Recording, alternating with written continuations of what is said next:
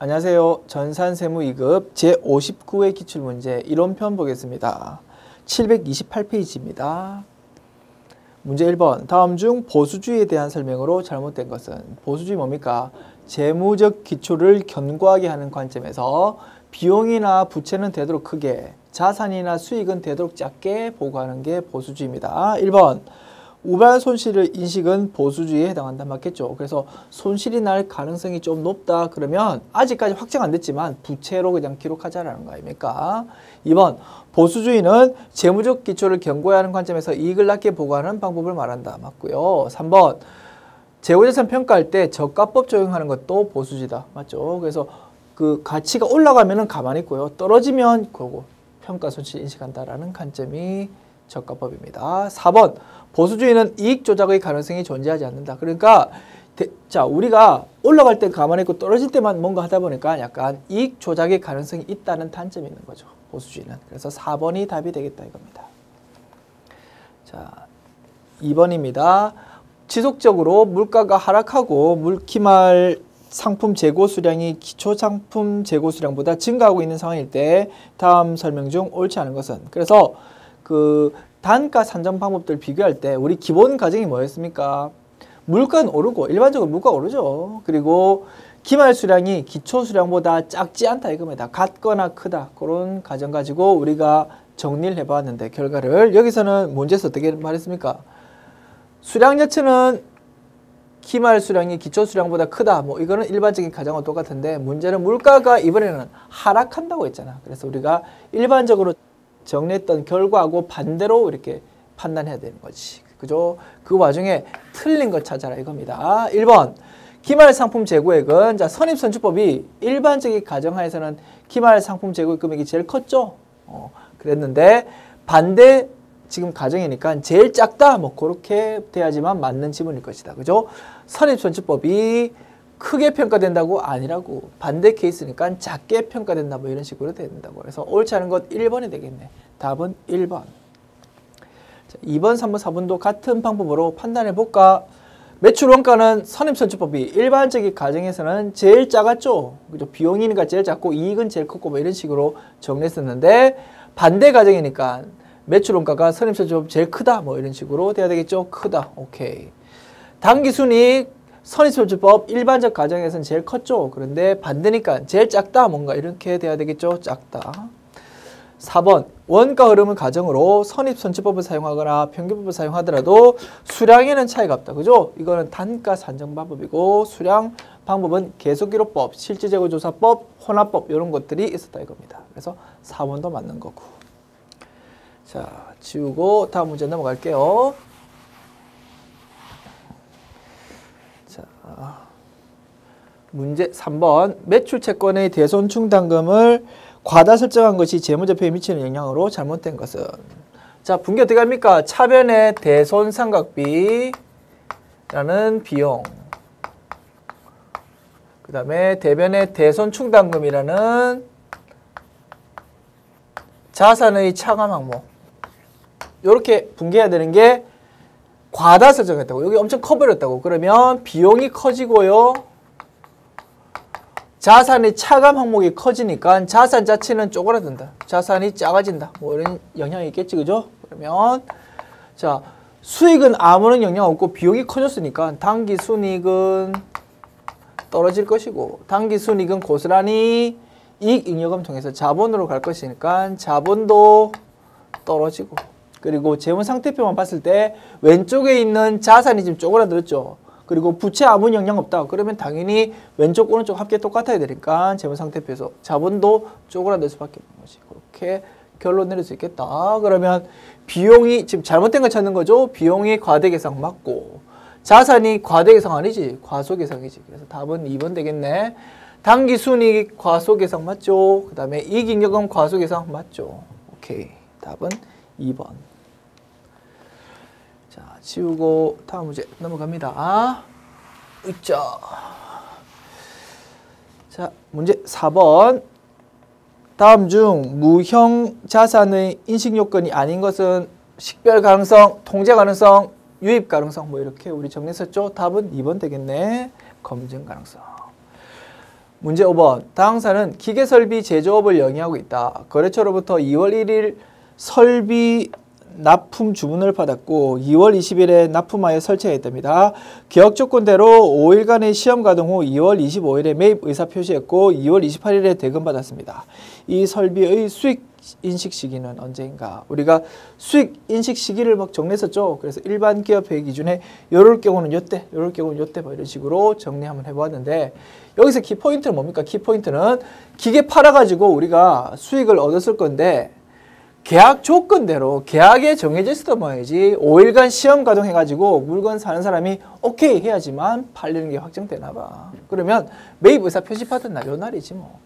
굳이 우리가 배웠던 그 거래 형태에서 좀 틀을 맞춰본다면 조건부 판매의 경우에는 조건이 완료됐을 때가 수익 확정됐을 때, 수익 인식 시기다. 뭐 그렇게 우리 정리했었죠. 그거하고 지금 맞는 거지 뭐. 그러면 2월 25일 요 날짜가 수익 인식 시기다 이거지. 자, 지우고 다음 문제 넘어갑시다.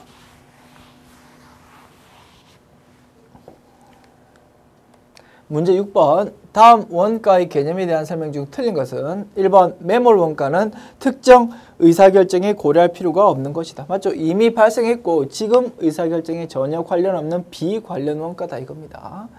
2번 특정 제품에 투입되는 원재료 원가는 직접 원가에 해당한다. 맞죠? 특정 제품에 딱 추적되니까 직접 원가 맞고요. 3번 조업도 변동에 따라서 총원가가 비례적으로 변동하는 원가를 변동원가로 한다. 맞죠? 고정원가의 경우 조업도 변동에 관계없이 단위당 원가가 일정하다. 총원가가 일정하고 단위당 원가는 총원가 일정한 상태에서 나누기 분모가 커지니까 단위당 원가는 점점 작아지는 거겠지. 고정원가의 경우. 그래서 틀린 것은 4번 되겠다. 그래서 고정원가는 총원가가 일정하게 발생하는 것이고 단위당 원가는 점점 작아진다 이겁니다. 답은 4번. 치우고 다음 문제 넘어갈게요. 문제 7번. 다음 중 제조원가 명세서에 나타나지 않는 것은 단기 제품 제조원가, 이게 결론값이 될 것이고 2번 단기 재료비 사용액 이런 거 들어갈 것이고 단기 총원가 구성요소죠. 단기 재료비 구입액, 요거 단기 재료비 사용액을 구하기 위해서는 또 요 구입액도 알아야 되겠죠. 단기 제품 재고액이 안 나오겠다. 그죠? 요거는 매출 원가하고 관련했고 요거는 손익계산서에 나타난다. 이렇게 분석할 수 있죠. 문제 8번. 다음 중 보조부문 상호 간의 영역수수를 고려하여 배분하는 방법만 모두 고른 것은 상호배분법. 보조부문 간 서로 주고받는 것 모두 다 고려하는 것이고 단계배분법은 한쪽 방향만 고려하는 것이다. 그래서 A, B 어쨌든 고려하는 것이지. 그래서 직접배분법은 고려 일치하라고 그냥 보조부문에서 제조부문으로 가는 것만 고려하는 것이다. 그래서 답은 A, B가 있는 3번이 되겠네. 문제 9번. 종합원가 계산 방법 중 원가 흐름에 대한 내용이 다른 것은 무엇인가? 1번 기초제공품 완성품과 단기 착수 완성분을 구분하지 않는다. 이거는 자 종합원가 계산 중에서 평균법이지. 평균법. 2번 환산량 단위당 원가의 배분 대상이 되는 원가에서 기초제공품 원가가 포함되지 않고 단기에 그 투입된 원가만 고려한다. 요거는 선입선출법이지.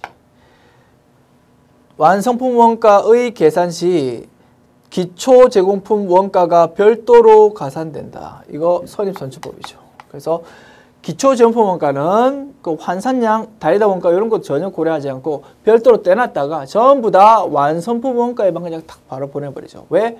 그게 기초 제공품이 먼저 투입이 됐으니까 그게 먼저 완성된다는 가정을 하기 때문에.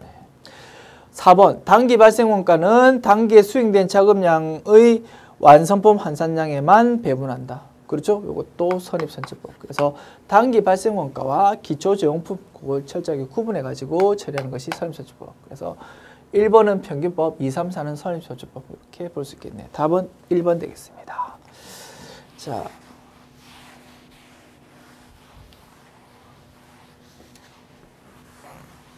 지우고 다음 문제입니다. 문제 10번. 다음 자료에서 종합원가 계산 시 비정상 공손 수량을 계산하면 얼마인가? 단 정상 공손은 완성품 수량의 5%로 가능한다. 그래서 정상 공손 수량은 완성품 수량의 몇 프로 뭐 이런 식으로 제시가 된다라고 했습니다. 결국 빈값 채우기입니다. 자, 제공품에 대한 물량 흐름을 파악해보면 기초제용품 몇 개? 100개. 단기 착수 900개. 그러면 왼쪽에 1000개.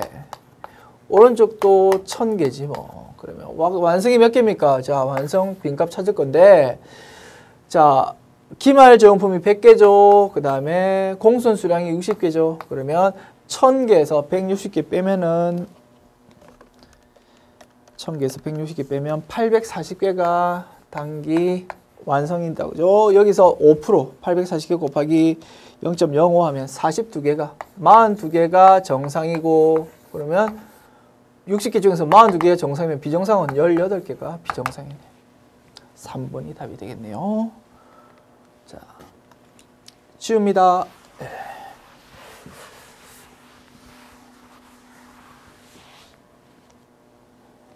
문제 11번 부가가치세 과세 대상에 대한 다음 설명 중 잘못된 것은 1번 재화의 수입은 수입한 자가 사업자인 경우에만 세관장의 관세 징수의 예에 의하여 부가가치세를 징수할 수 있다. 틀렸죠. 그렇죠? 재화 수입은 사업자 여부 관계없이 내가 개인적으로 해외 사이트에서 옷을 구매했다고요? 그거 통관될 때 10% 부가세 딱 붙어가지고 나한테 온다는 겁니다. 그래서 세관장이 이거 수입한 사람이 사업자 등록번호 있는지 없는지 알 길이 없는 거지. 무조건 10%씩 떼는 거지. 그래서 재화의 수입은 사업자 여부 관계없다라고 했죠.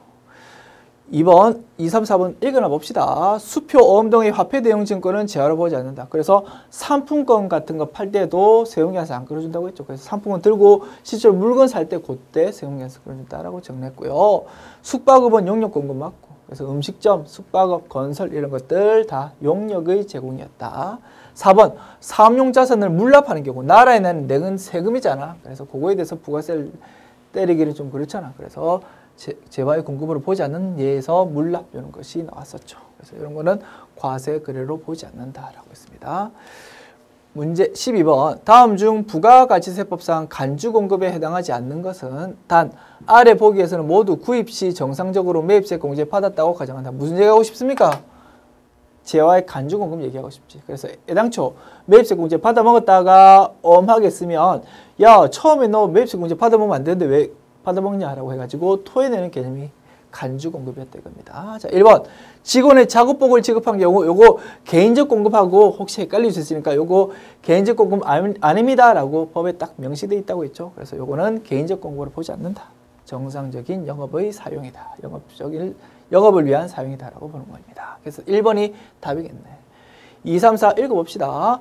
과세사업자가 사업 폐지할 때 잔존하는 재화. 그래서 회사 문 닫을 때 전부 다 현금으로 바꿔가지고 주주한테 줘야 되는데 물건 그대로 주주한테 주면은 자 간주 공급을 해가지고 애당초 그 물건 살 때 냈던 부가가치세 토해내라는 개념이 나온다고 했습니다.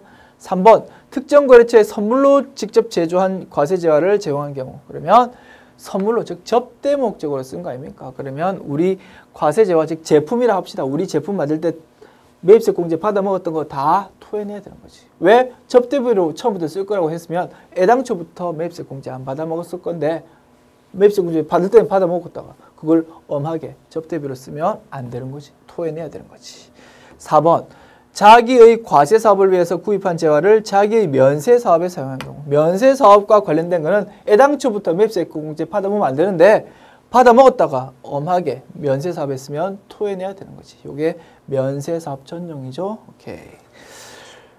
문제 13번 부가가치세법상 면세 대상이 아닌 것은 1번 토지 공급 면세 맞고 2번 고속철도 여객 운송용 요거 아니죠? KTX. 그래서 여객 운송이 면세다라고 했지만 택시 빼고 항공기 빼고 고속 뭐 KTX 빼고 그죠? 뭐 그다음에 우등고속 빼고 이렇게 차포 때문에 남는 게 별로 없다고. 시외버스, 시내버스, 마을버스 뭐 이런 거 이 정도밖에 안 남는다라고 했습니다. 미가공 식료품 면세 맞고 무연탄 면세 맞고 그래서 답은 2번 되겠네. 자 지우고 문제 14번 다음 중 소득세법상 분리과세 소득이 없는 것은 딱 하나밖에 없죠. 사업소득. 사업소득은 무조건 종합과세다라고 정리했었죠. 문제 15번. 다음 중 소득세법상 소득에 대해서 적용되는 원천지수 세율이 가장 낮은 순서대로 나열한 것은? 그래서 우리가 몇 퍼센트 암기 뭐 이런 거 되도록 지양해야 되는데, 그죠? 이런 문제가 나오니까 부득이 원천지수 세율 중에서 중요한 게 몇 개는 우리가 알고 있으면 좋겠다라고 제가 말씀드렸죠. 비영업 대금이익 이자 소득에 해당하죠. 25%입니다. 3억 원 이하 복권 당첨 소득 20%죠. 20%. 자, 그 다음에 분리과세를 신청한 장기채권 이자와 할인액 요거는 30%라고 했죠. 그 다음에 일당 15만 원 이런 걸로 소득 최저세율인 6% 이렇게 정리했네. 그러면 낮은 거는 라가 첫 번째 라, 나, 그 다음에 가, 다, 나, 라, 나, 가, 다. 그죠? 요거는 답은 3번 되겠다 이겁니다. 됐죠? 자, 이렇게 함으로써 자, 제 59회 기출문제 풀어봤는데 어떻습니까? 매우 평이하게 나왔죠. 그죠? 그래서 우리가 본문 공부할 때 중요하다라고 말씀드렸던 그 부분만 정리한다면 충분히 시간 안에 신속 정확하게 풀 수 있을 것이라고 판단이 되네요. 자, 수고하셨습니다.